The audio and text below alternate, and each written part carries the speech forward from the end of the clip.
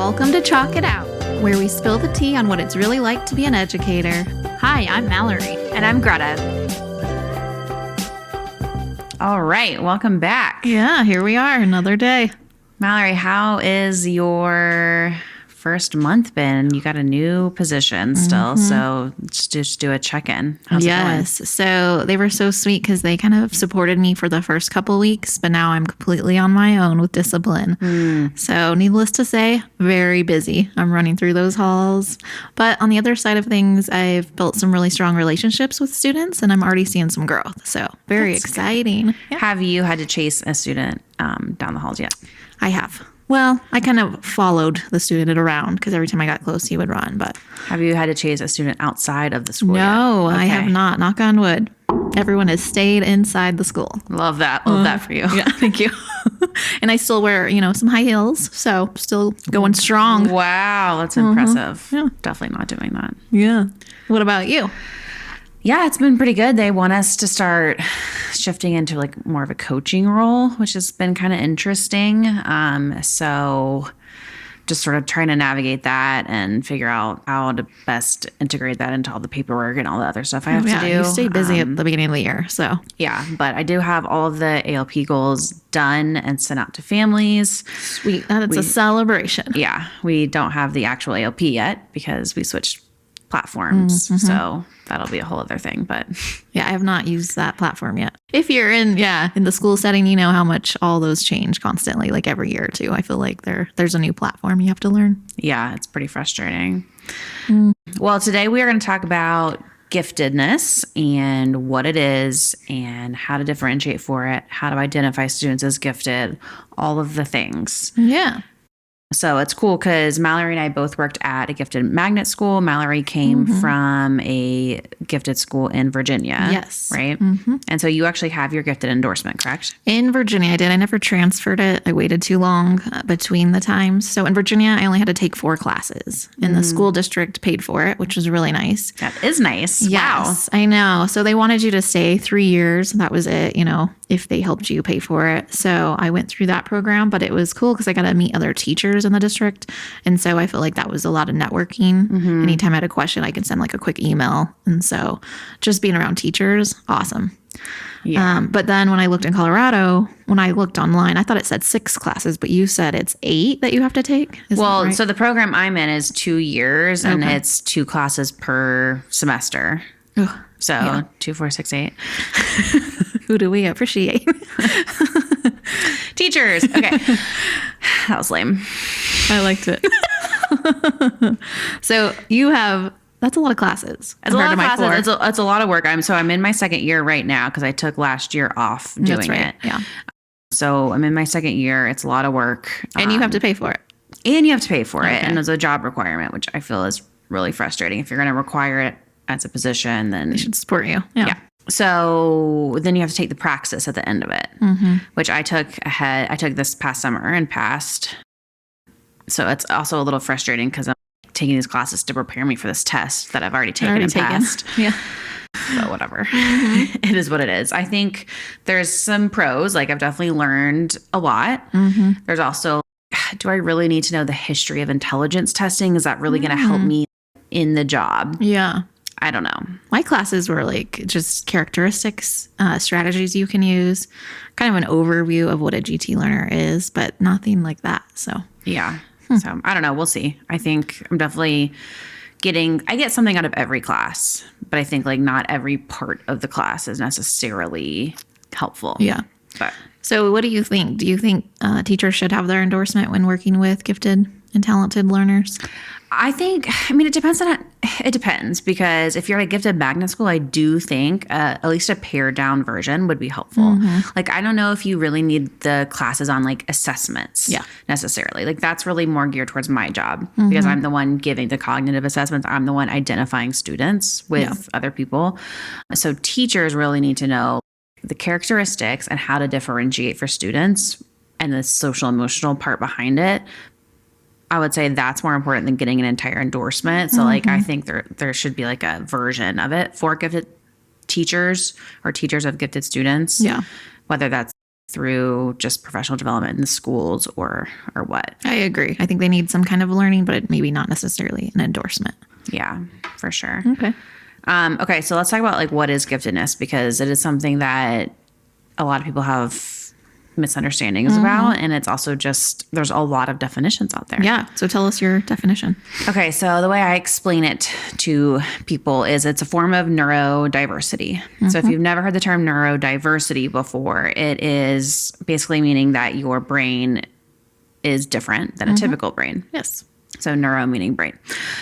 So gifted students or gifted people typically have more neurons firing in their brain at a given time. Okay. So your brain, every time you think, neurons fire, right? So I'm not a brain scientist. So I'm not going to like go into depth here, but basically those neurons, those extra neurons firing mean that you can typically process information quickly.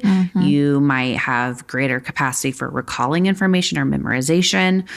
You might have special, unique ways of thinking about things, like that out of the box thinking, more prone to creative thought, creative thinking.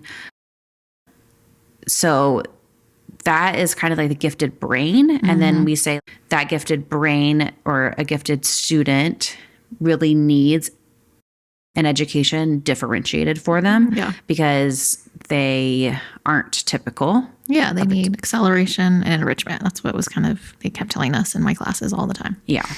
And then I think the other big part about giftedness is it's really characterized by asynchronous development, which means that your brain develops at different speeds. So a gifted student might have let's take a kindergartner that has the conceptual understanding behind multiplication. So that's like third grade level skill, right?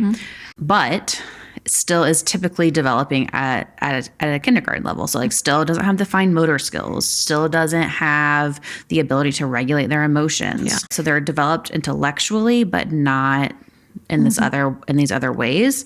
And so that can be really hard for students and families and teachers to navigate, because you want to treat a kid differently because you're like, oh, this kid gets this concept, or they might understand that this is not fair, but they don't have the ability to regulate about something. Or like if they have this brilliant artistic thought in their head, they like have this picture they want to put down, but they don't have the skills to do it yet. Then they get frustrated. Yeah. So I think that's kind of like a big characteristic of giftedness as well. Okay.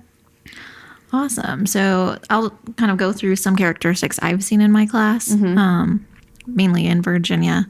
So obviously these students can learn at a lot faster of a rate. So what I would do, in a typical classroom, I can shorten that by half, honestly. And so they just learn really fast, which is what you were just saying. A lot of them are super excited about a lot of things. So, which on the plus side, you can use that because then you can use their interests and figure out some different, ways of teaching. Absolutely. So that they're really engaged. So creative. I feel like that's one of the top things that I noticed. We did a wax museum day in my classroom where we used all the standards from third grade at the time. And then they had to be different people. So one was like Martin Luther King. One was we were learning about government. So someone was from each of the different forms of government. So it was really cool. But these students, I did it in like in a typical developing classroom, and then I tried it in the gifted classroom. These students went over and beyond. Costumes. And they're like, I took like 2 weeks to make this. Yeah. They would go home and practice every night what they had memorized. Like so creative. They just get so passionate about things. Yeah. And so then they were performing their little wax museum day, and they made a poster and a presentation, and then they gave their little 2-minute, spill on what it was like to be that person. And so it was really cute. I love that. But so creative. Yeah. And then I would say sense of humor. Hilarious, because they get jokes that others don't always get. So I find a sense of humor awesome in a classroom. Yeah. And then, like you were saying, very passionate about global issues. We were doing a project and reading a story about what schools look like around the world. I mean, I had kids, like, a lot of tears. Yeah. They actually feel for other people, and they're like, how can I help? How can we find a solution? Can we raise money? Can we send our books over there to them? Which was nonstop. Well, and then going back to that asynchronous development, if you have a kid that's watching the news and can understand or something that's happening is really bad, but they don't have the skills to cope with that. Yeah. Yes. Yeah. That is so true. And then really that's hard. kind of all they're thinking about. And then they're getting sad and a little depressed. So it's like, they don't have that global perspective yet. So it just feels really intense to them. Yes. I would definitely say that for sure. And then, of course, we all know there are some perfectionists, which teachers find aggravating because teachers sometimes are like, I need this now. Yeah. I only have 10 minutes to do this. And for them, it's like, but I'm not done. Like they can imagine all those details. And it's like, no, I need more time. So then it's like you're in a kind of a battle. Yeah. It's like, okay, 5 more minutes. But that can be tricky for teachers. Yeah. And I've learned through my classes, actually. So there's good perfectionism and then there's bad perfectionism. Okay. So perfectionism is not always a bad thing, right? Like if you really put your effort into something and want to do well, like I would say you're kind of like a good perfectionist. Yeah, thank you. I agree. Yeah. And then you have the bad perfectionism, which is when it's like debilitating. Like you can't even start because it's not going to be perfect enough. Or you start over and over, you erase everything you do and like keep going over and over and over again and just can never accept that it's going to be finished. Yes. That's when it gets to be not good. Yeah. For and students. then you start seeing some anxiousness and things like that too come out of that. Yeah. So true. Okay. Do you want to tell us anything else that you have on any characteristics that you can think of? Well, I would say the overexcitabilities or the intensities is a big thing too. So going back to the brain, so you've got those increased neurons firing, right? And so because of that, everything feels really intense or can feel really intense. Okay. So just as like a disclaimer, when we talk about gifted students, this is like a typical. It could be true for some kids. It could not be true for other kids, right? And you could still be gifted even if you don't have any of these things. You might have all 5 of these intensities. You might have 2. You might have none. Yeah. So just looks different for every kid. Exactly. Everyone always says in gifted education, like if you've met one gifted kid, you've met one gifted kid. Yes. Which I'm so tired of hearing, actually. But it is true. They're all so different and unique. Okay. So you've got these neurons firing. Everything is really intense. So that can lead to what's called overexcitabilities, or I like to call them intensities because I think overexcitabilities makes it sound like there's like too much or too something. Yeah. Okay. So there's the intellectual intensity, which is probably most common for gifted students, which is just an extreme thirst for knowledge. Okay.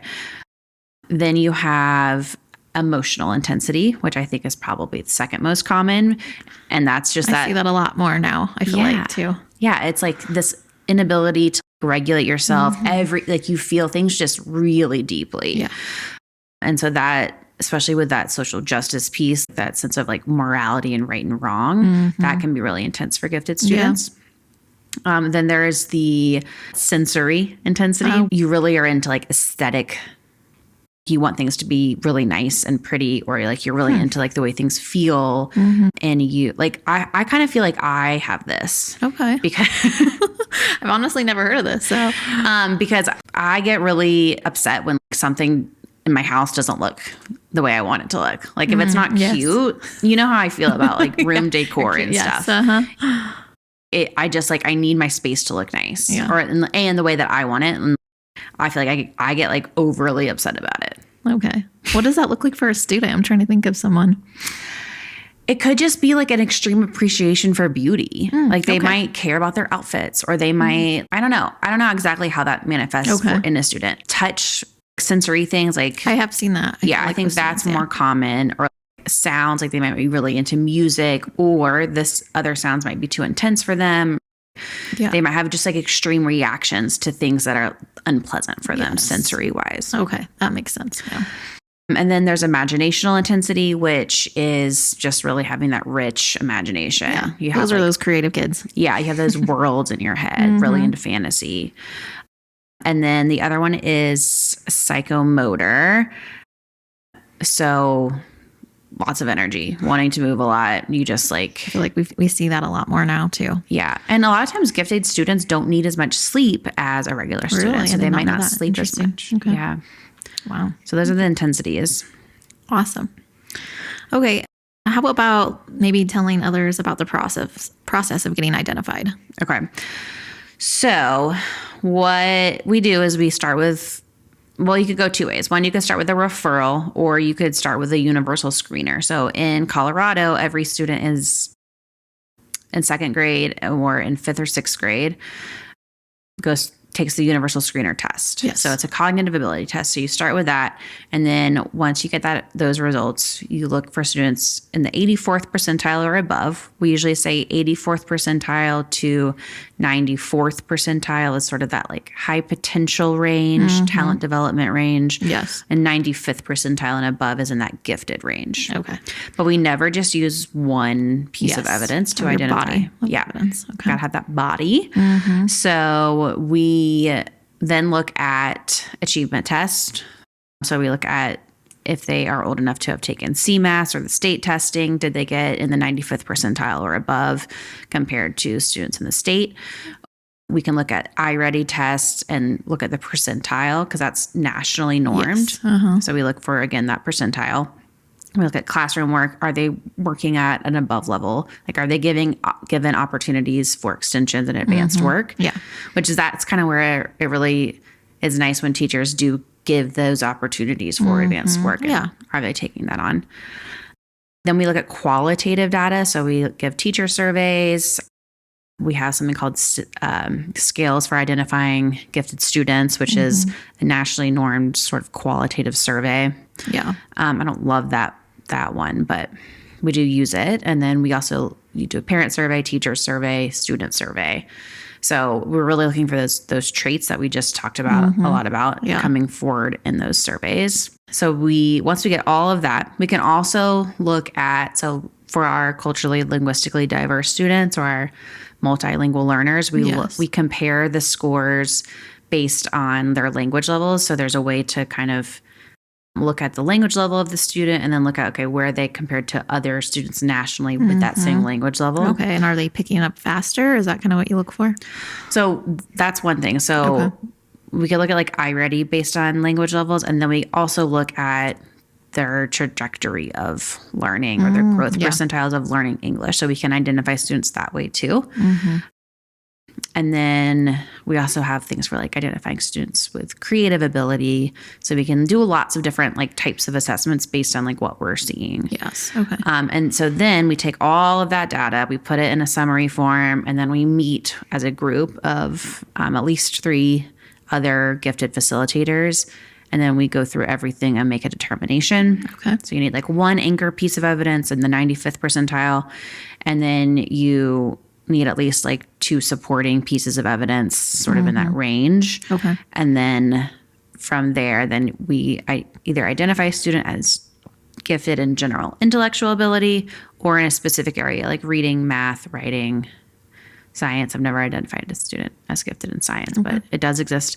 Social studies, you can identify students in leadership. And then you have the talent areas, which is a different process. But basically, that's kind of the rundown of how to identify a student. It's a lot of work. And we look at a lot of different things. Yes. So I know like in another school district, you have to be in the 95th percentile or higher to go to that gifted and talented school. But same like in our district. And then when I was in Virginia, they went 84 percentile and higher because they were trying to get it more diverse, get more students involved. What are your thoughts on that between the 84 and 95%? I think that it's good to have that range because I do believe that, so there's lots of different like models of giftedness or conceptions of giftedness. And like one is that straight, like just using IQ and then you're gifted.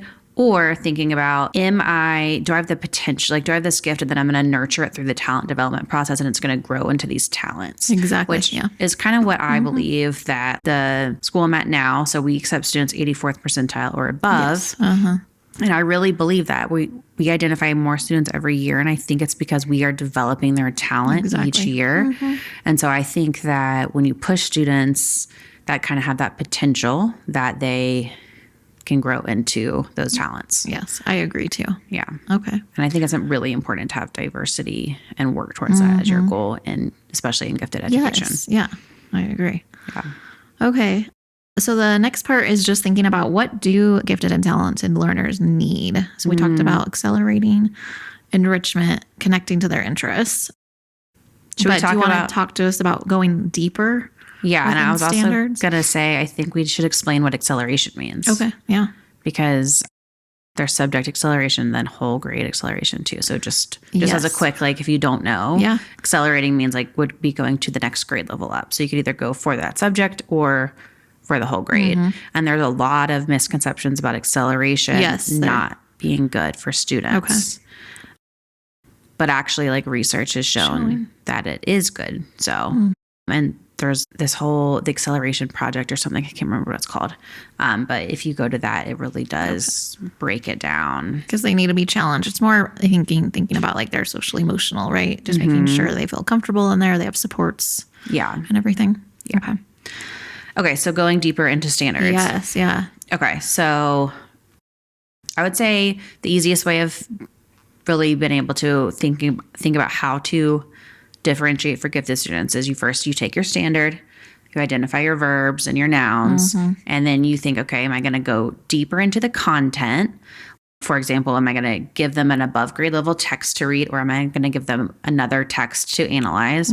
Or am I going to go with a deeper thinking skill? Yes. So maybe instead of identifying, they're going to be comparing and contrasting.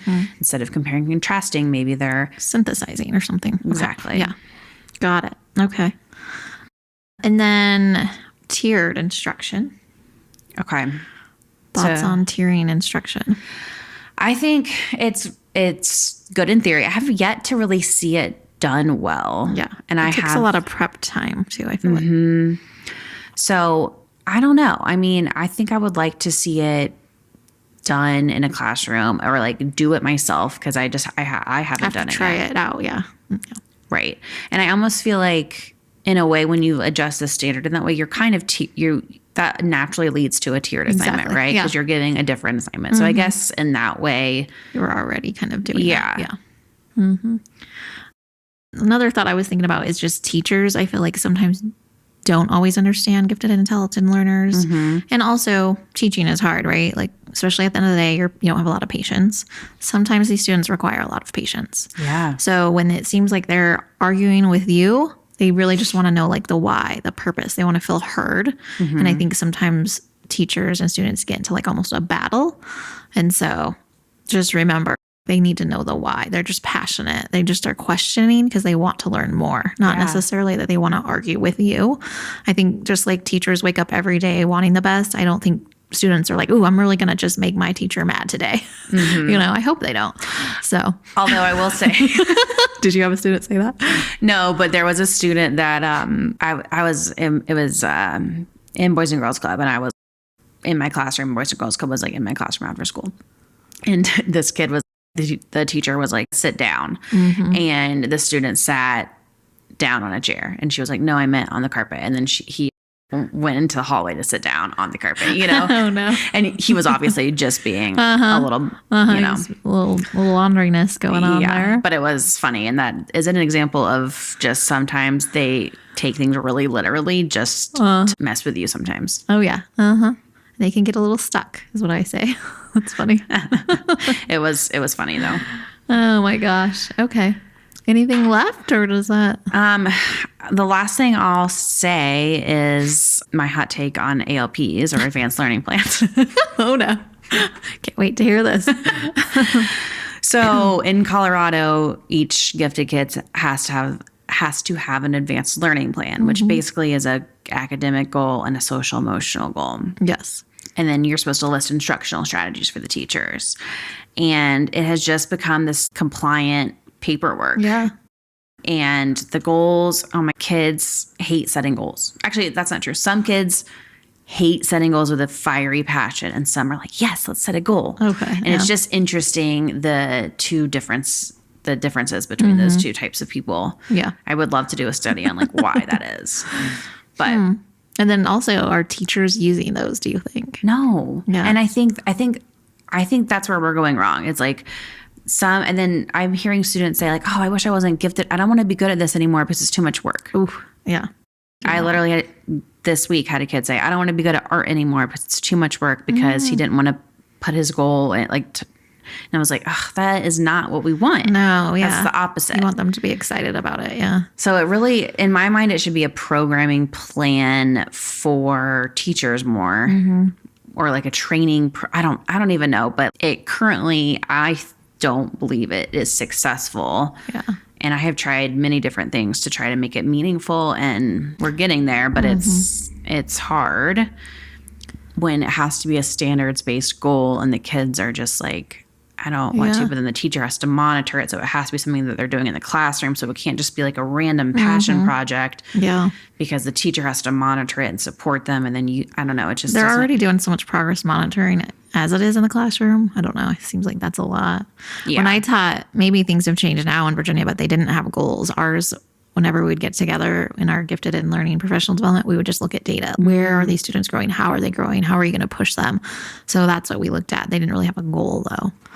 Yeah, I think that would be better, honestly, if we just teachers had to like put in like how students were growing. Yeah, because then they would what be you're held doing in the accountable. classroom to support them. Yeah, I mean, I hate putting more work on teachers, but we also need to think about like how are we making sure our gifted students are growing because it's hard when a kid is 2 grade levels above for them to show growth, and it's hard to do that, but they still deserve to learn something new every day. Yeah, so true. Yeah, I think that's kind of it though. Yeah, my last little story is just when I moved from Virginia to Ohio. It's like the last day of school, and I had waited to tell these students because they were so emotional all the time and were so passionate. So I had waited until I think it was like 2 days before school got out, and I was like, you know what, I'll be moving, so I won't see you. Oh my gosh, like half of the students are severe tears because they're like, well, what are we going to do? We need someone to help us. Like, where are you going to be? I can't even see you next year. So passionate and so sweet though. Yeah. And so I have a picture. It's great. And half of the students are just like red and crying. I'm like, they're so sweet. So just remember, they mean well. Yeah. Yeah. And they have so many different ways to contribute to a class and to the world. And they're going to be our future. Literally making inventions. So yes. Yeah. So we want to nurture that talent for sure. Yeah. Awesome. All right. Okay. Well, thanks for listening and tuning in. Make sure you're following us on Instagram and TikTok, YouTube, Facebook.